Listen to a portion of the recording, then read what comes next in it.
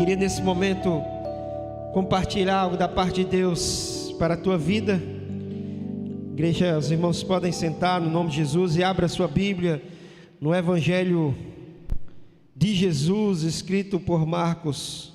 Quando nós falamos, amados irmãos, no momento da ceia, nós falamos na reflexão poderosa. Esse mês de setembro, nós vamos estar falando sobre a igreja e a sua missão.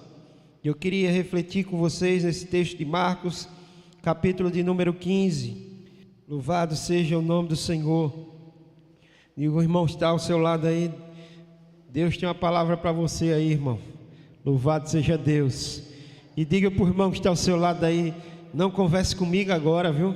Que eu vou ouvir a palavra de Deus. Louvado seja Deus. E você que está em casa aí, viu? Você se ajeita, que você não está assistindo um culto, não. Você está adorando a Deus, viu? Então nada de pernas para o ar aí, com Coca-Cola e Bauru na hora do culto, viu? Vamos ter a Bíblia diz tudo que a gente vai fazer para o Senhor tem que ser com ordem e com decência. Amém? Marcos capítulo 15. Vamos estar falando nessa noite sobre a igreja e a sua missão transformadora. E é claro que para falar da missão transformadora da igreja, nós temos que falar acerca do Cristo. Cristo revelado por Deus em nós e através de nós. Capítulo 15, versículo 1, diz assim a palavra de Deus: logo pela manhã entraram em conselho os principais sacerdotes com os anciões e os escribas, todo o sinédrio. Amarrando a Jesus, levaram e o entregaram a Pilatos. Pilatos o interrogou e disse: és tu o rei dos judeus? Respondeu Jesus: tu dizes. Então os principais sacerdotes o acusaram de muitas coisas. Tomou Pilatos a interrogar: nada respondes? Vês quantas acusações te fazem? Jesus, porém, respondeu palavra. Jesus não respondeu palavra, a ponto de Pilatos muito se admirar. Ora, por ocasião da festa, era costume soltar ao povo um dos presos, qualquer que lhes pedisse. Havia um chamado Barrabás, preso com amotinadores, os quais em tumulto haviam cometido homicídio. Vindo a multidão, começou a pedir que lhe fizesse como de costume. E Pilatos lhe respondeu, dizendo: quereis que eu vos solte o rei dos judeus? Pois ele bem percebia que por inveja os principais sacerdotes lhe havia entregado. Mas estes incitaram a multidão no sentido de que lhe soltassem, de preferência Barrabás. Mas Pilatos lhe perguntou: que farei então deste homem, deste a quem chamais de rei dos judeus? Eles, porém, clamavam: crucificam. Mas Pilatos lhe disse: que mal fez ele? E eles gritavam cada vez mais: crucificam. Então Pilatos, querendo contentar a multidão, soltou a Barrabás e, após mandar açoitar Jesus, entregou-os para ser crucificado. Querido Deus, eterno Pai, nós te damos graças, Senhor, pela esta palavra. Pedimos que apliques em nosso coração, que possamos entender a nossa missão como igreja, baseado, Senhor, na sua missão como Cordeiro de Deus, que tira o pecado do mundo. Amém.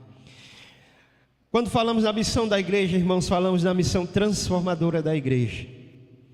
E a missão da igreja, ela perpassa o universo na qual nós estamos inseridos, o mundo. Jesus disse: eu vos envio como ovelhas para o matadouro. Jesus nos enviou ao mundo como sal da terra e luz do mundo. Mesmo sabendo como é e de que é constituído este mundo, os poderes e as forças que atuam neste mundo, que vão vir contra a igreja e que vão se opor à igreja. Como estamos em missão, nós precisamos compreender todas essas variáveis, para que assim como Jesus, nós não possamos refugar, nós não possamos desistir, porque Jesus não nos chamou para desistir, Jesus não nos chamou para parar, mas Jesus nos deu uma missão, uma tarefa, e essa tarefa é a que torna significada a nossa existência. Adentramos no texto, percebemos que esse texto ele se inicia lá pela manhã, que de manhã, na sexta-feira, o complô já estava armado, diz o texto, que entraram no conselho os principais sacerdotes, anciões, escribas e todo o sinédrio. Estavam todos reunidos com o único propósito de matar o Filho de Deus, de levar a luz deste mundo, de tragar a vida daquele jovem que falara como nunca nenhum homem falou. O intento aqui era de calar a voz de Deus no mundo. O intento era de fazer com que a escuridão prevalecesse. Mas o que é interessante, amados irmãos, é olhar que a primeira força que surge nesse texto para cegar e para apagar a luz de Deus, a luz do Evangelho de Jesus e da sua mensagem, foi a religião, foram os religiosos, porque é algo mais perigoso que o Evangelho enfrenta em nossos dias, na nossa missão, chama-se religiosidade. A religião torna os discípulos de Jesus indolentes, a religião torna os discípulos de Jesus inertes, a religião torna os discípulos de Jesus, faz com que eles cumpram uma missão antagônica àquela pelas quais eles foram chamados. E está justamente aqui esse contexto. Diz o texto que se reúnem os sacerdotes e os anciões e os escribas. Os sacerdotes eram aqueles representantes da religião de Deus, como se fossem os pastores atuais. Tinha também os anciões, que eram aqueles que faziam parte da Suprema Corte, que compunham o Supremo Tribunal Judaico. E diz o texto também que estava reunido ali os escribas. Quem eram os escribas? Eram os intérpretes da lei. Eram aqueles que estudavam as escrituras para ensinar o povo o que Deus estava dizendo. E se não bastasse isso, ali está também todo mundo reunido com um único propósito. E interessante que no final do versículo 1, nós lemos algo assim que é chocante. E aí nós entendemos e valorizamos a salvação em Cristo. Sabe por quê? Porque diz o texto: amarrando Jesus, levaram a encontro a Pilatos. Bendito seja o nome de Jesus. Por que essa parte aqui nos choca? Porque nós estamos falando aqui do Deus onisciente, onipresente e onipotente. Mas o texto descreve que ele está amarrado. Ele se deixou amarrar. Porque diz a Bíblia na linguagem dos evangelhos que se ele quisesse se livrar daquele momento, ele pediria ao Pai uma legião de anjos, e esses anjos viriam e fariam aquilo uma destruição total. Porque se um anjo só matou do exército sírio 144 mil homens, você imagine se Jesus pedisse uma legião de anjos para o livrar. Mas por que ele se limitou? Nós vamos entender lá em Filipenses, quando ele vai dizer para mim e para você como igreja, que a nossa missão é se humilhar, tendo em vós o mesmo sentimento que houve em Cristo Jesus, porque subsistindo na forma de Deus, não achou por usurpação ser igual a Deus, mas antes se aniquilou, se esvaziou dessa posição e se fez servo. Se fez homem, e achado na forma de homem, se sujeitou, foi humilhado até a morte, e a morte de cruz. Por que agora aquele homem, o Deus homem, está preso pelos os judeus, pela religião? Porque ele se deixou. E porque ele se deixou, pastor, para que hoje eu e você fôssemos libertos, ele precisou ser amarrado. E diz o texto que levaram e entregaram a Pilatos. Qual é o objetivo deles? É matar Jesus Cristo. Mas eles não tinham esse poder, e então eles recorrem à autoridade civil. E aí entra Pilatos em cena, que a partir do verso 2 diz assim: Pilatos o interrogou: és tu o rei dos judeus? Respondeu Jesus: tu dizes. E interessante aqui que alguns estudiosos vão dizer que Pilatos fala de forma irônica, porque Jesus já tinha apanhado, Jesus já tinha levado uma surra por meio dos soldados, do Sinédrio. Jesus já estava todo desfigurado, e Pilatos olha para aquele homem assim, dizendo: rapaz, é esse aqui que estão dizendo que é rei dos judeus? É esse aqui sem forma, sem formosura? Isso tem lá a cara de um rei?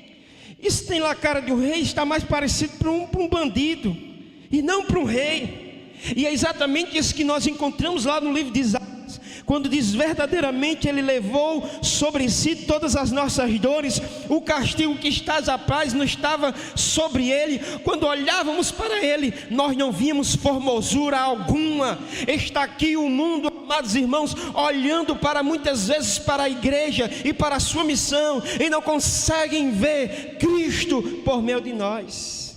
Pilatos não conseguiu identificar Cristo por meio do seu olhar humano, da sua visão. E Jesus Cristo responde: é isso que você está dizendo. É isso que você está dizendo. Você está falando ironicamente, mas isso que você está falando ironicamente é a verdade. Mas não aqui deste mundo, porque o meu reino não é deste mundo. Diz a palavra de Deus, amados irmãos, que o versículo 3: os principais sacerdotes o acusaram de muitas coisas. Então Pilatos agora está diante de Jesus, interroga: você é o rei de judeu? E Jesus: você que está dizendo isso. E se não bastasse isso, parece que aquela corte que ali estava reunida para levar Jesus à morte, faz uma série de acusações, como diz o texto no versículo. Fizeram várias acusações. E interessante é que aqui nós nos deparamos com a parte cruel da religião. E que parte cruel é essa, pastor? É porque a religião agora, está interessada não no fazer no que é certo, não a fazer o que é justo, mas a fazer o que é errado. E não somente isso, ela se junta com pessoas erradas. Porque a igreja que estava representada pelos sacerdotes, pelos escribas, pelos anciões, sempre se opôs a Roma, sempre se opôs ao seu domínio. Mas agora eles se unem ao inimigo para cumprir um propósito. Quantas as vezes eu e você como igreja, nós naufragamos, nós pecamos, nós adulteramos a verdade, porque fazemos essa política de boas vizinhanças com o mundo. Mas precisamos entender que a igreja e mundo sempre vão ser coisas dissociáveis, porque nós não podemos ter luz e comunhão entre a luz e as trevas. A igreja agora se comunga com o mundo representado por Pilatos, com o fim de acusar Jesus. E essas acusações agora não é só uma acusação de cunho religioso. Eles não só acusam Jesus de ser o Messias, de se declarar ser igual a Deus, porque se foi essa acusação, eles podiam ter de Pilatos um despacho: vocês resolvam, porque isso é problema religioso. Então eles têm que bolar outras acusações para que de fato Cristo seja crucificado. E eles chegam então com acusações políticas. Olha, ele está se reunindo aqui, está se rebelando, está dizendo ao povo que não é mais para pagar imposto, está dizendo ao povo que se una a ele, que ele vai libertar o povo de Israel, que ele vai ser o novo rei de Israel. Então a acusação agora que os discípulos, que os sacerdotes fazem acerca de Jesus, são acusações gravíssimas, que a autoridade romana agora não podia deixar passar ilesa. Perceba que quando a igreja se junta com o mundo, em vez dela ser uma promotora da verdade, agora dentro do coração dela está a mentira. Aqueles que deveriam ser arautos da verdade estão usando da mentira para atingir os seus objetivos. Precisamos entender, como a igreja, que nós sempre precisamos proclamar a verdade. Nós somos arauto da verdade. É pela verdade que existimos e pela verdade proclamamos. Jesus Cristo disse: conhecereis a verdade, que sou eu, e a verdade vos libertará. Quantas e quantas vezes temos trocado a verdade pela mentira? E foi isso que fizeram. Versículo de número 4, acompanha aí, diz: tomou, pois, Pilato a interrogar. Nada respondes? Quantas acusações lhe fizeram? Perante Pilatos, agora Pilatos vê algo que ele só costumava ver no seu gabinete. Pilatos agora vê o seio da religião, as vísceras da religião. Pilatos agora vê um irmão levando outro irmão ao tribunal.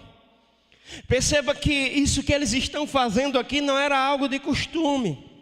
Eles não costumavam, denunciar os seus próprios irmãos a Roma. Pelo contrário, mas eles estão fazendo isso aqui no nome da religião, no nome de proteger Deus, no nome de proteger a verdade. E precisamos tomar cuidado, porque parece que muitas vezes o mundo está mais sensato do que a igreja. Porque quando nós olhamos o discurso, olhamos a mentira e abraçamos essa mentira, como fizeram os sacerdotes. Pilatos diz assim: você não vai dizer nada não? E aqui a premissa de Pilatos é falsa, porque o que Jesus falasse ou deixasse de falar não ia resolver, não ia adiantar nada, porque a determinação já estava dentro daquela sentença. É como se Jesus foi preso, foi julgado sem direito de defesa. Diz o texto no versículo de número 5: Jesus, porém, nada respondeu, a ponto de Pilatos muito se admirar. Pilatos começou, tem algo errado, porque todo cara que chega aqui, todo infrator da lei, todo criminoso, quando chega diante da justiça, diante do tribunal, ele sempre se defende, ele sempre argumenta, ele sempre quer se livrar de alguma forma daquela pena. Mas esse aqui chegou e não falou nada, ele não se defendeu, ele não simplesmente ficou calado em silêncio. E sabe por que Jesus Cristo tomou essa posição? Para que eu e você hoje estivéssemos aqui como ovelha muda. Ele foi levado ao matadouro e ele não abriu a boca, porque se ele abrisse a boca, ele podia não somente convencer Pilatos, mas convencer todo mundo, porque ele tem toda a sabedoria, tem todo o poder de argumentação, e ele poderia, quem sabe, ter saído dali. Mas ele não saiu, por causa do amor que tem por mim e por você. E diz o texto, amados irmãos, que então Jesus diz assim: Jesus não respondeu palavra alguma. Verso 6, ora, naquela ocasião tinha uma festa que era de costume saltar o povo, um dos presos, qualquer que lhes pedisse. Havia um chamado Barrabás, preso com amotinadores, os quais em homicídio lhe havia cometido. Então Jesus está agora sendo julgado, e tem outro que já está preso, que é Barrabás. Só que Jesus está sendo acusado falsamente, por mentiras que se tornaram verdades na boca dos religiosos. E Barrabás está condenado justamente porque os crimes que foram atribuídos a Jesus, ele cometeu. E o único crime que foi atribuído a Jesus que ele não cometeu foi o assassinato, porque Jesus nunca tirou a vida de ninguém, do contrário de Barrabás. Mas havia um costume entre o povo, que naquela época, no período da Páscoa, era dado um salvo-conduta a um dos presos que ali estavam, como uma forma de dramatizar a Páscoa judaica, porque na Páscoa o povo foi liberto da opressão do Egito. Então todo o período da Páscoa, Roma dava um salvo-conduta a um dos prisioneiros, uma forma de fazer aquela política de boas vizinhanças. E aqui então Pilatos, porque os religiosos foram com a maldade, mas encontraram uma raposa, que era Pilatos, né? Pilatos já acostumado nos gabinetes, acostumado na Câmara, acostumado, né, no Senado, já com essa vida política toda, né, bem destrinchada, já sabia de tudo e já tinha um plano, né? Já tinha um plano. Diz o texto que, verso 9: então Pilatos lhe respondeu, dizendo: quereis que vos solte o rei dos judeus? Pilatos faz uma pergunta para o povo: vocês querem que eu solte o rei dos judeus? Na verdade, ele queria soltar, né? Na verdade, ele não queria sujar as mãos com aquele preso político. Ele não queria o seu nome ligado àquele crime, que ele sabia que seria um crime, um julgamento, uma sentença de um inocente. Então ele joga a bola para o povo para ganhar popularidade. E aí, vocês querem que eu solte esse criminoso, o rei dos judeus? Versículo de número 10: pois ele bem percebia que por inveja os principais sacerdotes lhe haviam entregado. Aqui Pilatos mostra, né, o ângulo da religiosidade. Por que eles estavam entregando Cristo de maneira injusta e daquela forma? Por causa da inveja, por causa da safadeza que estava dentro dos corações deles, por causa da religião que engessou o seu coração e os seus sentimentos. Muitas das vezes, como igreja, amados irmãos, nós nos colocamos nessa mesma posição. Nós nos colocamos nesse mesmo patamar, nós nos colocamos nessa mesma fronteira. Agora, quando nós falamos da missão nossa como igreja, nós precisamos entender que o lado que nós temos que ficar não é do lado dos poderosos, não é do lado de Pilatos, não é do lado da corte, não é do lado do Senado, mas é sempre do lado do oprimido, é sempre do lado daquele que está levando verdadeiramente todo o castigo e que representa o povo de Deus ao longo do tempo. Porque não pense que a minha e a sua missão vai ser diferente. Jesus disse: se eles perseguiram a mim, também perseguirão a vocês. A missão de vocês, portanto, será sempre contrária a esse sistema. A missão de vocês será sempre fome e sede de justiça, denunciando esse sistema. Não vos conformeis com este mundo, mas transformai-vos pela renovação do vosso entendimento. Essas pessoas que estão prefiguradas aqui nesse texto subsistem no dia de hoje. E o maior perigo para que a igreja não cumpra a sua missão é exatamente essa. O maior adversário da igreja não é o ateísmo moderno, mas é a religiosidade engessando o coração da igreja. Porque quando isso acontece, olha o que acontece, irmãos. Versículo de número 10, aliás, versículo 11. Mas estes incitaram a multidão no sentido de que lhe soltassem de preferência Barrabás. Quando lê esse texto, não é um absurdo, irmão? Tinha Jesus e tinha Barrabás. Um cometeu crime, todo mundo sabia que ele tinha cometido, todo mundo viu. Era algo latente na vista de todo mundo. E então Pilatos disse assim: olha, eu já percebi que ele é inocente. Eu já percebi que vocês estão querendo condenar ele, sabe por quê? Porque vocês são invejosos. Eu já percebi que vocês estão querendo condenar ele, sabe por quê?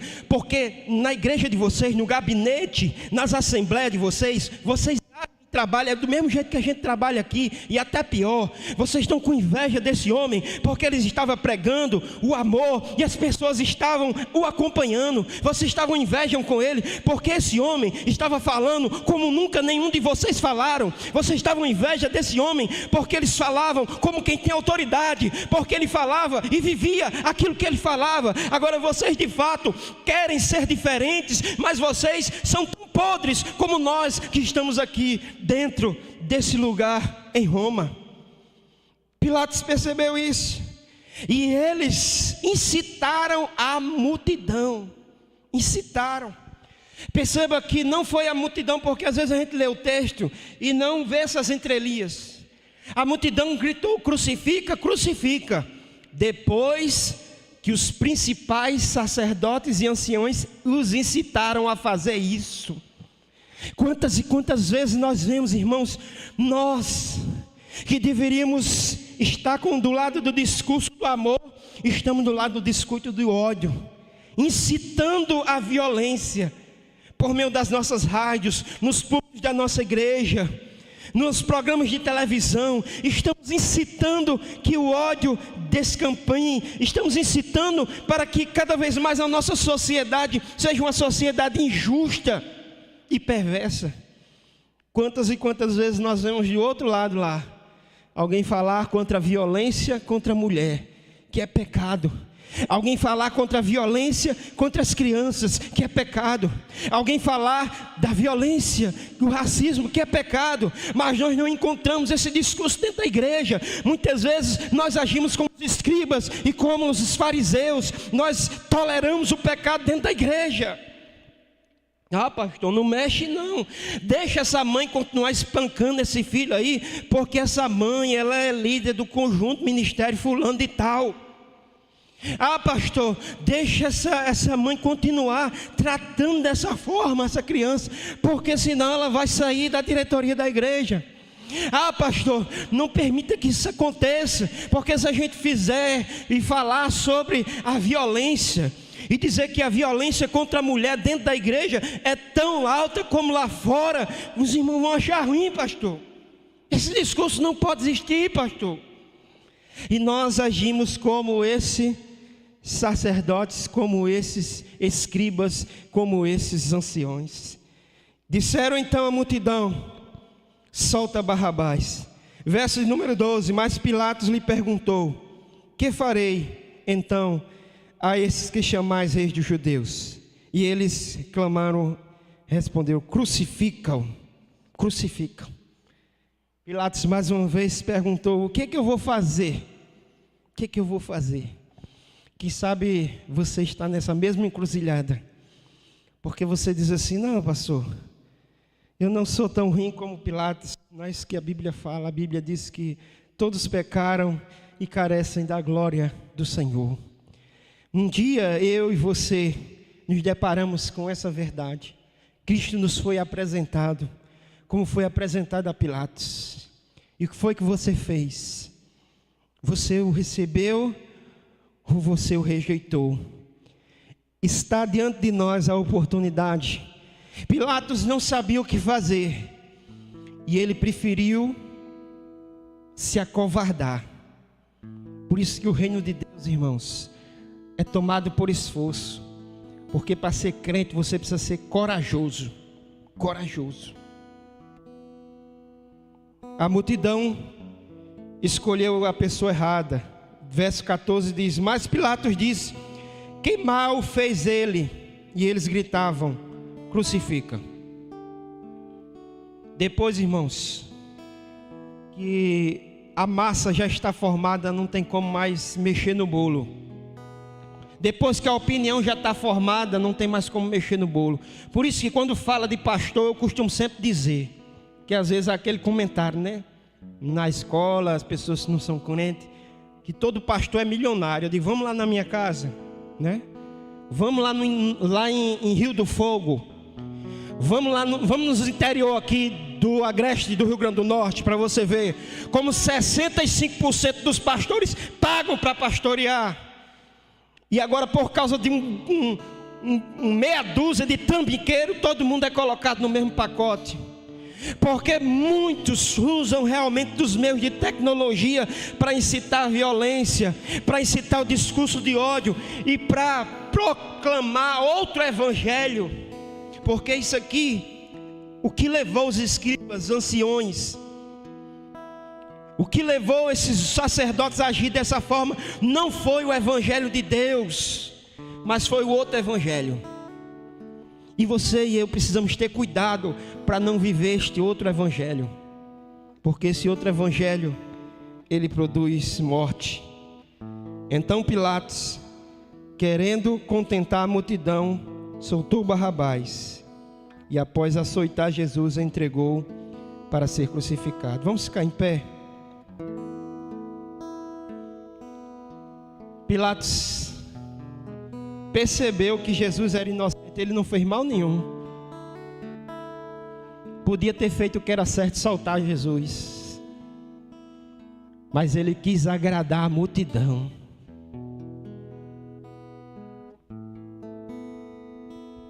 Ou você agrada a Deus, ou você agrada os homens. Se você tentar agradar as duas, provavelmente você vai estar naufragando, como Pilatos. E se eu e você, como igreja, temos uma missão, se é uma coisa que a gente precisa entender, que é o maior de todas as outras coisas, depende dessa virtude, que é a coragem. Porque Jesus entrou no julgamento e saiu do julgamento da mesma forma, de cabeça erguida. Eu posso até ir à morte, vocês podem até me crucificar, mas em momento algum eu vou usar mentira para me sair dessa, porque eu vim aqui pela verdade e pela verdade estarei. É assim que a igreja deve se portar. A nossa missão é falar a verdade. Diz o texto que ele foi entregue para os soldados, ele foi chicoteado. E aquele filme de Mel Gibson, quem assistiu, ele exagerou um pouquinho, mas grande parte era o que acontecia. Ele sofreu até as últimas consequências por mim e por você. Sabe por quê? Porque ele tinha coragem. O que é que adianta você ter fidelidade se você não tem coragem? O que é que adianta você ter obediência se você não tem coragem? O que é que adianta você ter bondade se você não tem coragem? C.S. Lewis disse que a coragem é a maior de todas as virtudes. Você sabe por quê? Porque você pode até ser bom até um certo tempo, mas vai chegar um momento em que, se você não tiver a coragem, de nada adiantará a sua bondade, de nada adiantará você ser bom, porque você vai desistir. Você vai ser bom até um certo tempo, mas quando as coisas arrochar, você vai relegar. Você pode ser fiel até um certo ponto, mas quando você for amarrado, quando levar você à presença de Pilatos, quando perguntarem a você, você vai refugar, se você não tiver coragem. Por isso Deus disse a Josué: seja forte e corajoso. Aqui é a missão de Cristo. Qual é a minha e a tua missão? Por quem é que eu tenho que dar a vida? E por quem é que Deus me está me chamando para sacrificar? Sacrificar até o fim. Então o levaram para ser crucificado. E em momento algum ele desistiu. Essa é a sociedade que estamos. Uma sociedade de líderes corruptos. Uma sociedade onde da boca daqueles que deveriam vir a verdade vem a mentira. Uma sociedade de julgamentos injustos.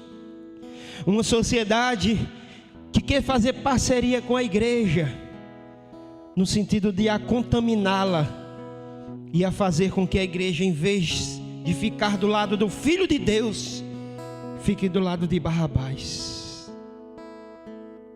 Que Deus nos ajude. Que Deus nos dê coragem para, em meio às circunstâncias, na nossa missão, sempre escolher o caminho de Deus, ainda que o preço seja alto, mas que a gente tenha coragem de pagar. Entrai pela porta estreita, porque larga é a porta e espaçoso o caminho que conduz para a perdição. Porém apertada é a porta e estreito o caminho que conduz para a vida. Querido Deus eterno Pai, nós te louvamos nesse momento, Senhor. Pedimos que o Senhor aplique esta palavra em nosso coração, que possamos como igreja, Senhor, entender que a nossa missão é a semelhança da tua missão. Uma missão abnegada. O Senhor se deixou amarrar. O Senhor podia se livrar, mas o Senhor não fez, porque se o Senhor se livrasse, eu estaria preso. O Senhor podia ter se livrado daquela morte, mas o Senhor não fez, porque se assim o tivesse feito, quem teria morrido era eu. Mas porque o Senhor morreu, porque o Senhor suportou tudo isso, a inveja da religião, a covardia de Pilatos, a traição do povo. Em momento nenhum o Senhor desistiu, e o Senhor hoje está sentado num alto e sublime trono, porque Deus o exaltou de maneira grande e lhe deu um nome que está sobre todo nome. Você quer carregar consigo esse bom nome? Ande, viva como ele viveu. A terra que criaste, por amor pobre se fez.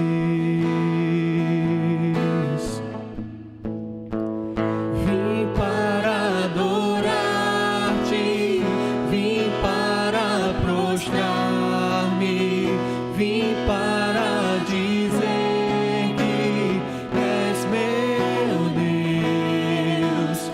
És totalmente amável, totalmente digno, tão maravilhoso para mim.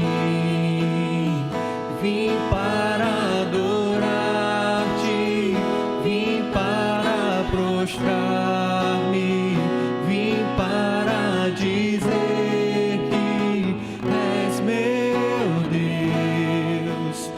És totalmente amável, totalmente digno, tão maravilhoso para mim.